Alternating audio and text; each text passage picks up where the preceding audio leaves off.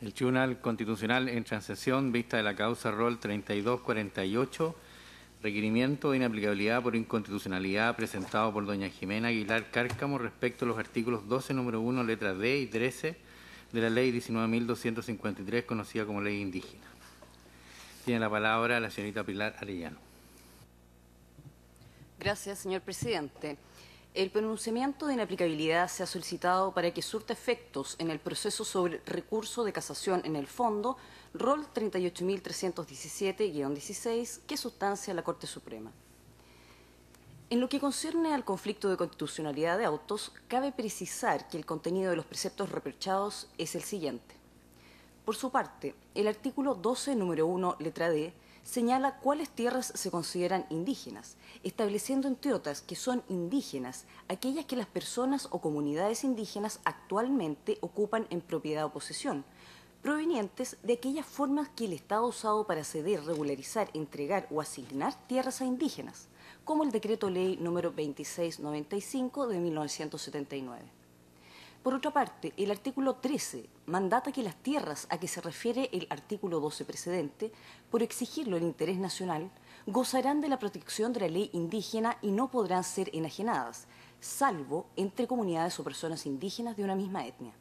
A su vez, esta disposición preceptúa que los actos y contratos celebrados en contravención a dicha prohibición adolecerán de nulidad absoluta. A efectos de fundar su acción, la actora se refiere a los hechos relacionados con la gestión judicial pendiente que dan lugar al conflicto de constitucionalidad, para luego exponer las argumentaciones en derecho en que apoya las infracciones constitucionales que denuncie. En cuanto a los hechos, señala la actora que el día 29 de septiembre de 2015 compró a don Raúl Quichel por el precio de 175 millones de pesos la hijuela número 2 del asentamiento Baquedano, Comunado Osorno. Explica, en lo que respecta a los antecedentes de dicho bien inmueble, que este fue asignado por la Cora al padre de don Raúl Quichel, y la inscripción de la expropiación de Cora de 1975 señala como colindantes y propietarios de los fondos expropiados a sujetos cuyos apellidos no son indígenas. Dado que don Raúl Quichel, junto a sus hermanos, recibieron la tierra al fallecimiento de sus padres, posteriormente él optó por pedir la regularización conforme al Decreto Ley 2695 de aquella parte que ocupaba, esto es, de la hijuela que luego vendería la actora.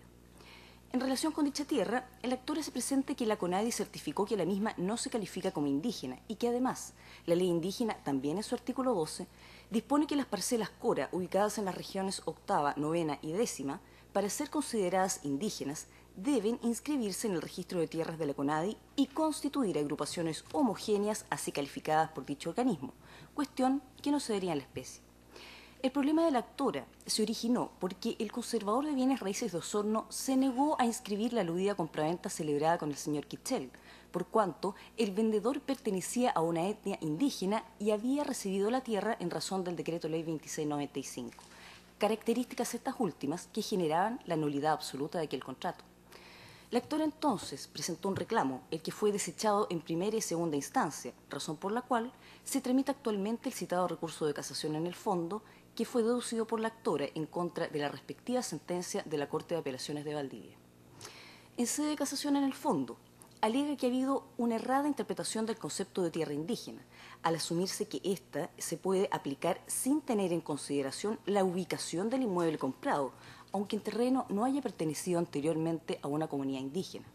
A su vez, alega que erradamente se ha aplicado el artículo 1466 del Código Civil sobre nulidad absoluta de todo contrato prohibido por las leyes, pues está frente a un inmueble que no se puede definir como tierra indígena conforme al artículo 12 de la ley indígena, en tanto, como se señaló, la propiedad del vendedor proviene de una parcela Cora que no fue inscrita en el registro de tierras indígenas. En cuanto a las argumentaciones en derecho, aduce la actora que las disposiciones reprochadas vulneran el derecho a la libertad para adquirir toda clase de bienes que asegura el artículo 19, número 3 constitucional, y esgrime que la vulneración se da tanto desde una perspectiva de fondo como de forma.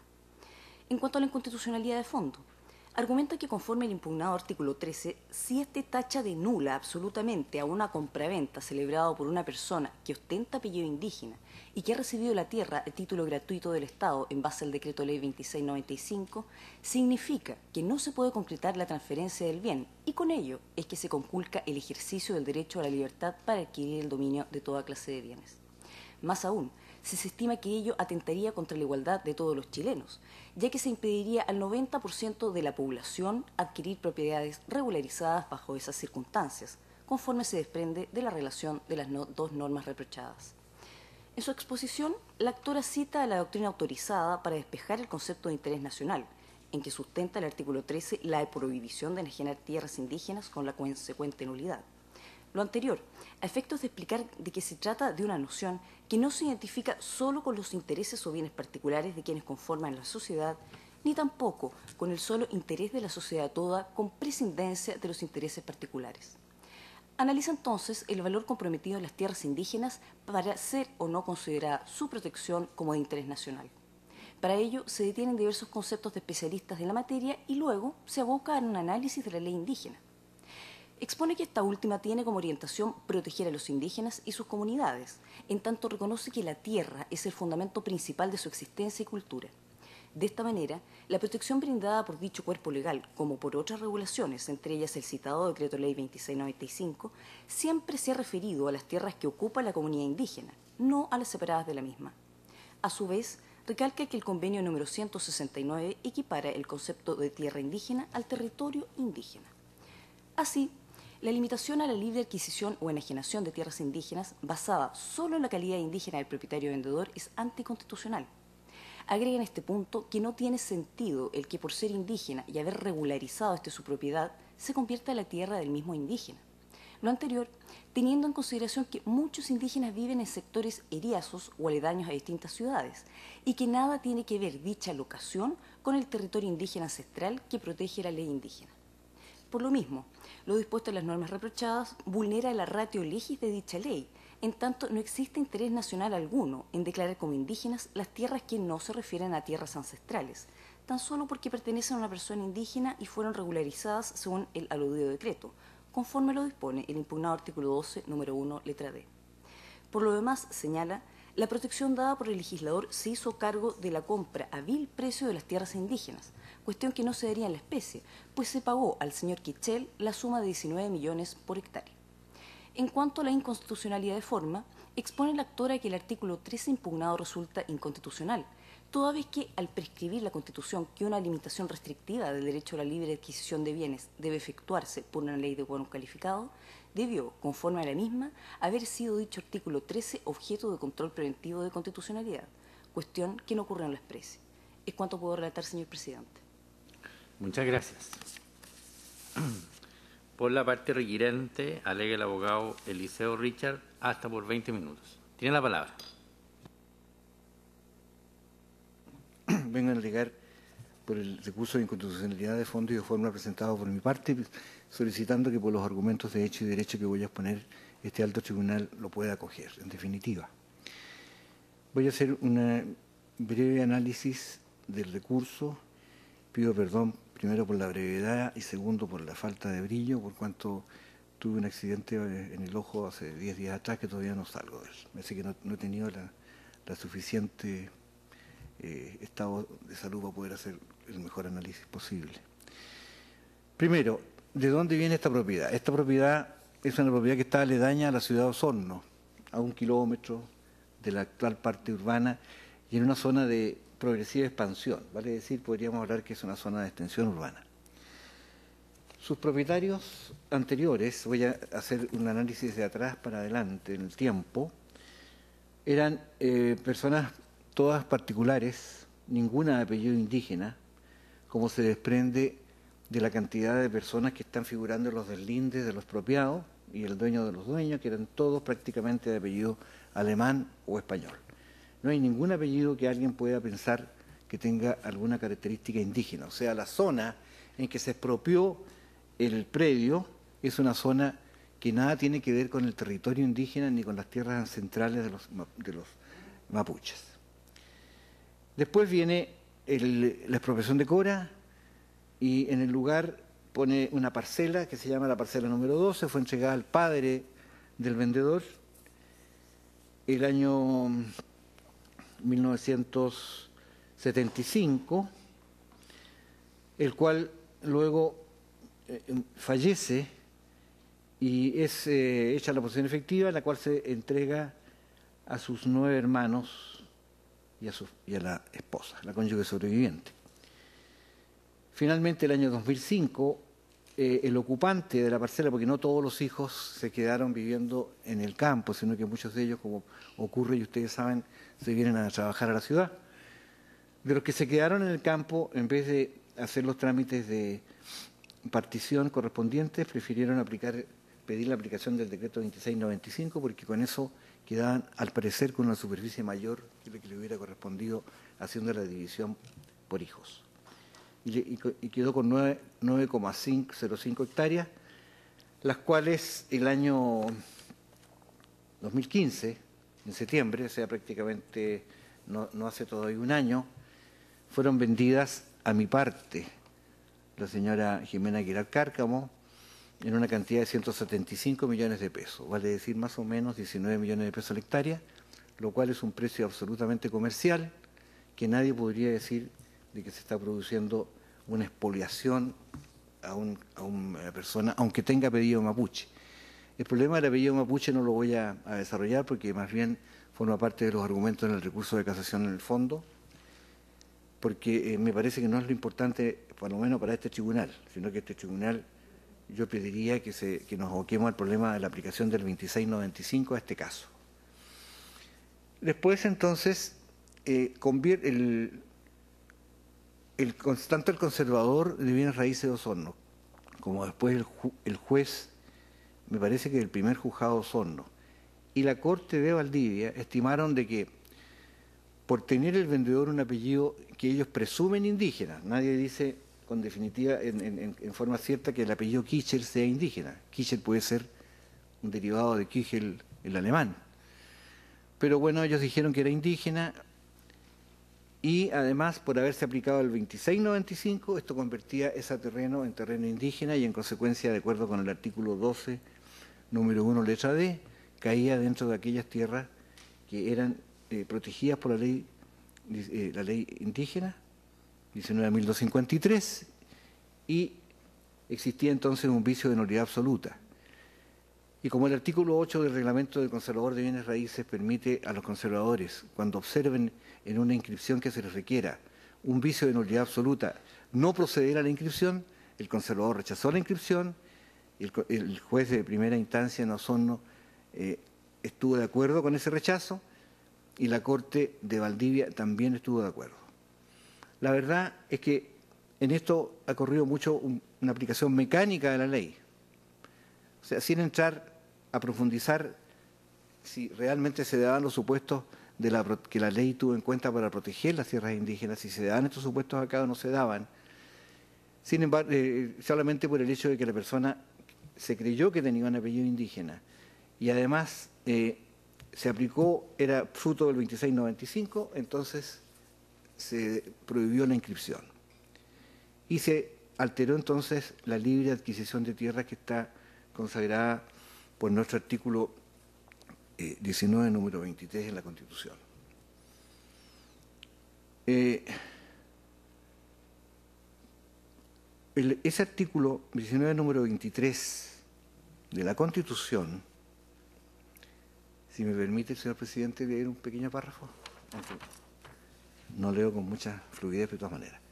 Artículo 23. La libertad para adquirir, o sea, la Constitución asegura a todas las personas, como es el epígrafe, para todos los números. Artículo 23. La libertad para adquirir el dominio de toda clase de bienes. Y aquí enumera las excepciones, que ustedes saben mejor que yo, por supuesto, pero las voy a repetir. Excepto aquellos que la naturaleza ha hecho comunes a todos los hombres.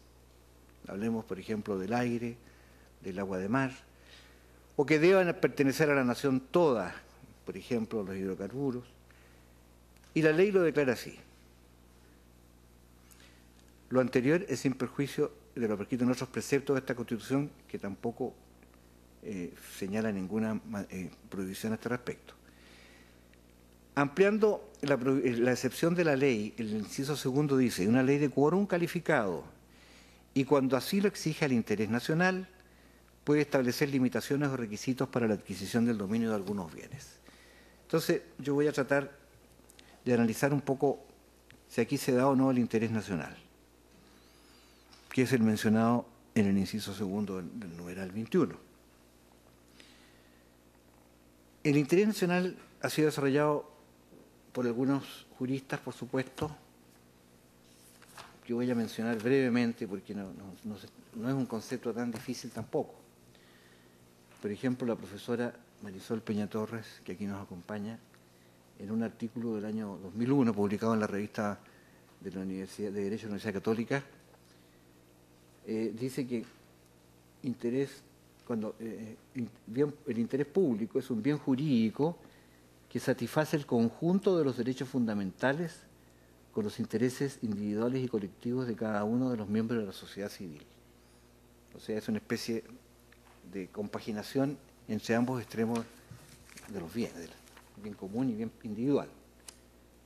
Después, el profesor Jaime Guzmán, en la sesión número 107 de las actas en que se discutió justamente este numeral, dice de que el interés nacional es el interés que compromete a toda la nación.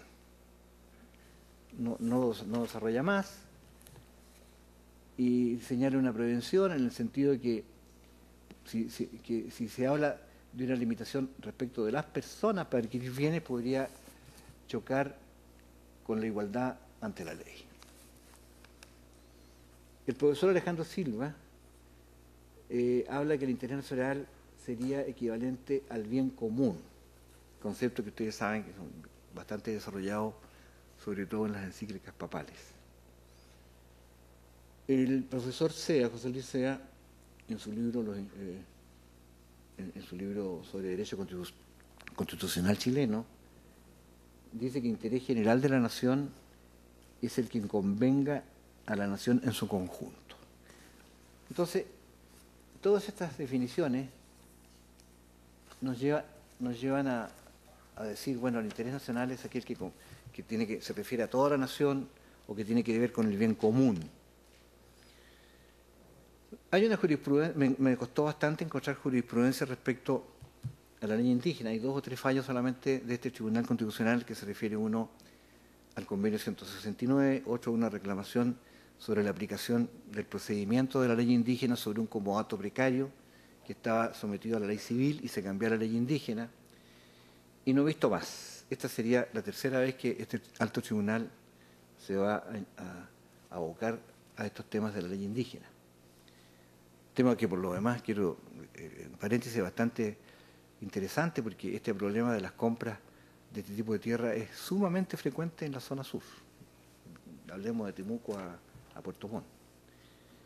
Bueno, en la jurisprudencia de este tribunal encontré una alusión en el rol 115, bastante antiguo si ustedes quieren, pero es el único que encontré, donde dice en el numeral 25, hace un análisis y distinción entre la libertad para adquirir el dominio del 23 y el derecho y el 24 que garantiza el derecho de propiedad en sus diversas especies, sobre todo a clases de bienes.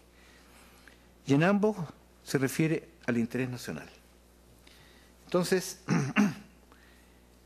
dice el numeral 25 que se desprende de los expuestos que la Constitución política hizo una diferenciación entre el acceso a la propiedad, numeral 23, y el derecho de dominio, que es el numeral 24. De ello se concluye que para establecer limitaciones o requisitos para la adquisición, que es el tema nuestro en este momento, ha exigido que solo pueda hacerse por medio de una ley de quórum calificado. En cambio, para establecer limitaciones y obligaciones que se deriven de la función social, solo basta una ley común. Eso es lo que dijo este tribunal. Pero, por supuesto, que no entra a decir cuándo el interés nacional se toca.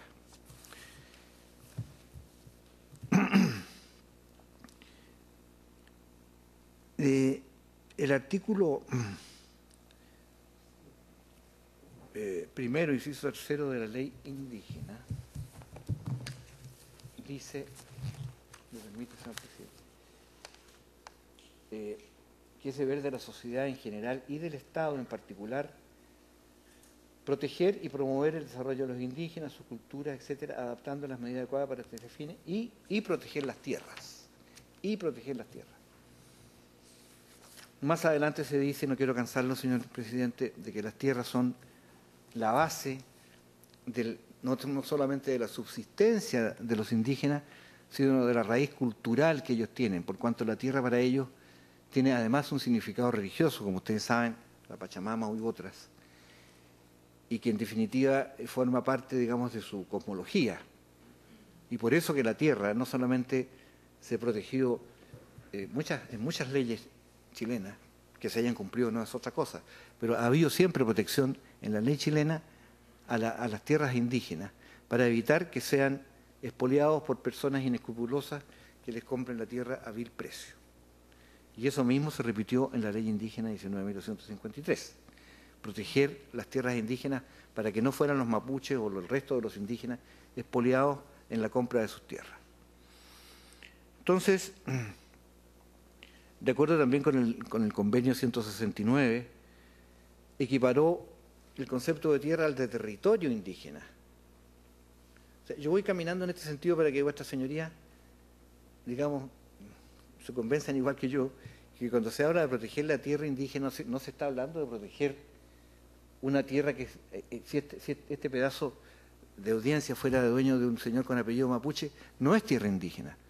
La tierra indígena es aquella que forma parte de un territorio indígena, donde viven comunidades indígenas. Las comunidades indígenas son siempre un conjunto de personas, un conjunto de familias, que obedecen a un antepasado común, que tienen un machi que los manda, que tienen una serie de costumbres y normas especiales. Hay comunidades indígenas incluso que se han negado ahora a recibir el censo. Esas son las comunidades, los territorios indígenas. Las tierras indígenas protegidas son aquellas donde viven los indígenas, en grupo.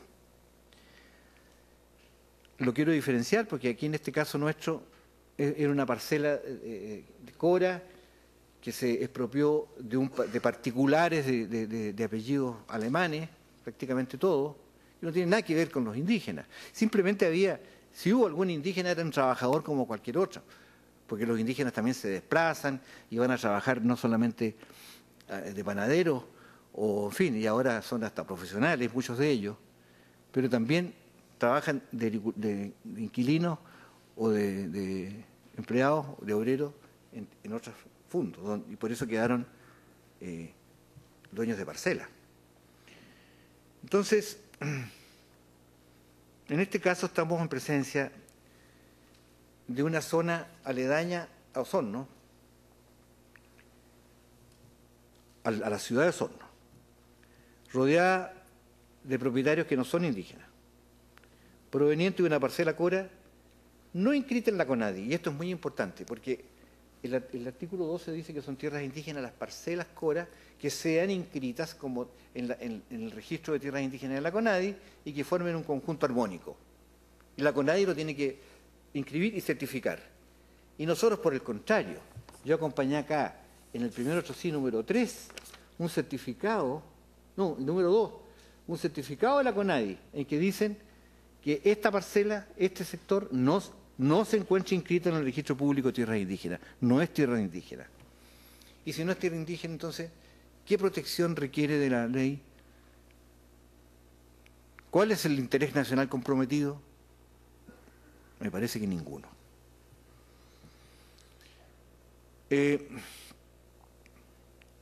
¿Por qué el decreto de ley 2695 es equívoco?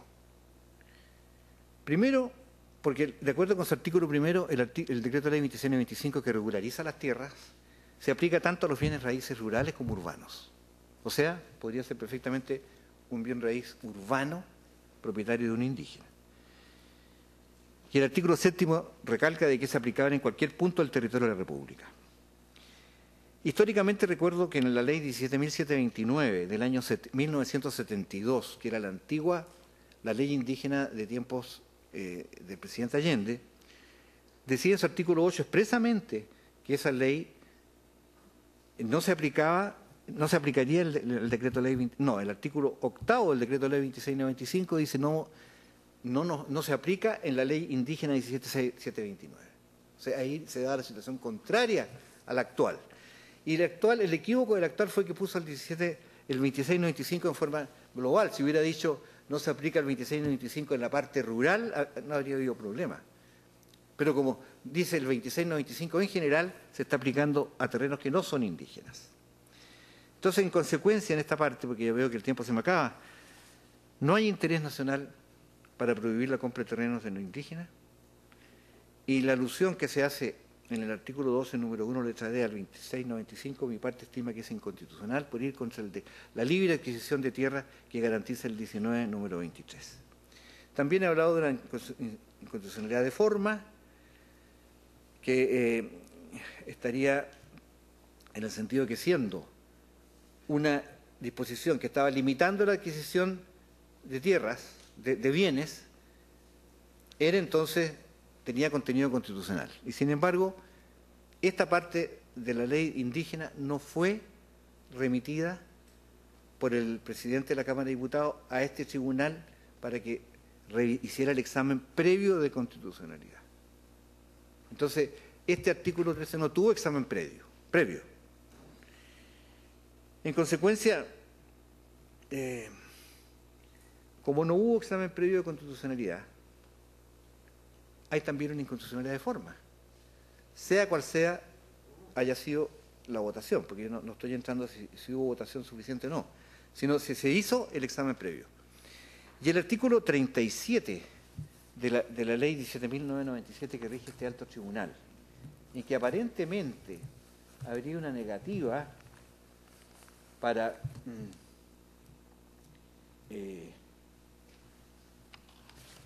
poder meterse a examinar,